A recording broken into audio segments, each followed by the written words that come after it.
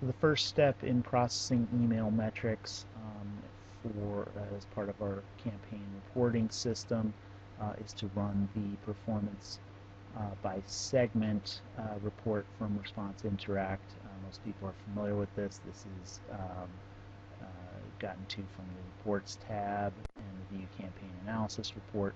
The only thing we're going to do differently here than people may be used to doing is we're going to run this on a one-day increment without regard to campaign names. So we select the performance by segment as the report name, report format, Excel, response period, all days. That's everybody is used to that so far. And then instead of entering any kind of begins with a certain string of a campaign name and using a longer increment of a week here, we will leave this blank under campaign names, so we'll get all campaign names, and we will select just a one-day increment. So in this case, we're going to use the 21st and just make the launch between 21st and ending on the 21st. So get all campaign names on that one day.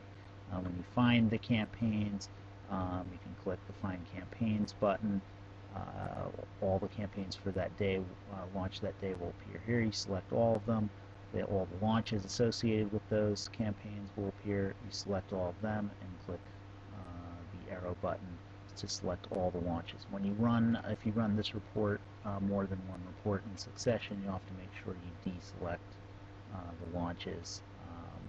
There is no clear for the button for this window, so you'll keep adding to it. So to make sure you're only running the launches that you most recently selected, make sure you deselect those with the left arrow and then add on the new launches once you've changed the date. So once we run that report with the Run Report button, the resulting output, which people are familiar with in Excel form, it looks like this. And then we're going to take this tab and we're going to go to our campaign table daily Excel sheet with macros. This is in, this must be in the C hard drive email _reporting. You can create that folder in order for all the macros to work. So if you have it copied to a community location or some other location, when editing it, you have to make sure you make a copy and put it in this location in order for everything to run correctly.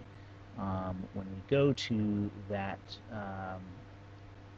the campaign table daily Excel sheet and open it, one of the tabs in there is just a tab with some macros buttons. The big button here, import performance by segment report. So we're going to copy in the tab that we just saw the output from that report. Let's copy that into the campaign table daily. We can put that in any location. I'll just put it right at the front. So now you've got that tab with that name, and it has to have that exact name, so don't change the name when you copy that tab in. And we want to run that report. Simply click the first button with the import format performance by segment report button in bright red, and we can run that. It'll give you a warning. Any macros that we run will always have a warning, which just requires, in case you accidentally push the button, requires you to type yes to confirm you want to run this macro. Then this macro gives you checks the date of what you're running, looks at the last date you've run so you don't have duplicate dates, and we'll tell you last report processed was on 7/20, so make sure the date of the report you're processing now is after this date. And you can see we're on the tab that we just copied in here. You can see it's the 21st. This report, this is in fact after 7/20. If it were not, you could cancel here and copy in the correct report data that you want to process. So we're okay here. We'll type a yes to proceed forward and just click OK. This will format everything, and then it gives you a final done importing and reporting performance by segment report. When you look at what was formatted, that goes into the export tab. When I click into that tab, you can see that it's added on the launch dates of 7/21 we've just added. If I scroll up, look up here, it's probably a few hundred above. We can see the previous date, 7/20, and this one goes back to, if I scroll all the way to the top, the beginning of this quarter, 6/30. So we can go back down to where we were. There's the 7/21. So that's all. What that will do is remove all the subtotal and all of the additional things that get output in that report, so we have a readable table, which we could build any pivot tables and all the other processing that gets done will read on this. So it has the basic email metrics that are part of that report: distributed, sent, bounced. Also has the campaign folder name if you need to find the link table related to that, segment names. One point that's very important here is the segment name column. That is how it was set up in responses. So there may be, from the email marketing perspective, an idea of what a particular segment is for a campaign. You may end up in manual reporting be calling something a different segment, but this is how it actually got processed in the report. So whatever that actual name is the quote-unquote official name, meaning that if you needed to change anything here, in theory you could change it here, but it will require, however it was set up by the ESP, is how the report is going to show this here, and this will come into play later when we look at how that appears in the cell matrix in the next section.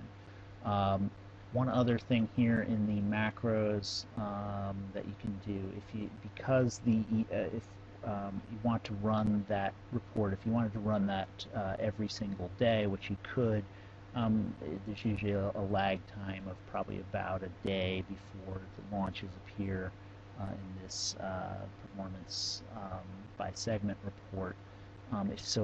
If there were additional email response metrics that would come in that you wanted to rerun to get a complete, a complete and updated number. So let's say you ran something up to the date for everything up through yesterday, and then a week later there'd probably be some additional responses that would come in, over the following week. You might want to rerun that report. If you're running this going back a few weeks, you wouldn't necessarily need to do that, but if you do get to the point where you're running on a daily basis to have some up-to-the-minute reporting or up-to-the-day reporting, you might want to rerun that report. What you can do, the second button here just allows you to remove the report that you ran previously and then rerun that report. So if I click that to remove what we just processed, same thing, I'll get the general warning that you're about to run a macro, type Y, go past that. And then you can remove all dates on or after date you specified. So let's remove the date we just entered, which was 7/21. I'm just going to type that date in. And you could, of course, you could do this manually. It's just a quick way to remove that date without actually going in, selecting, and deleting rows. But of course, you could just go into the export tab here and manually remove those rows. So this will just look for this date and remove it. I typed in 7/21/2012, and it tells me to remove those data for selected range remove, or you run new reports to replace it. You can see we're back to 7/20.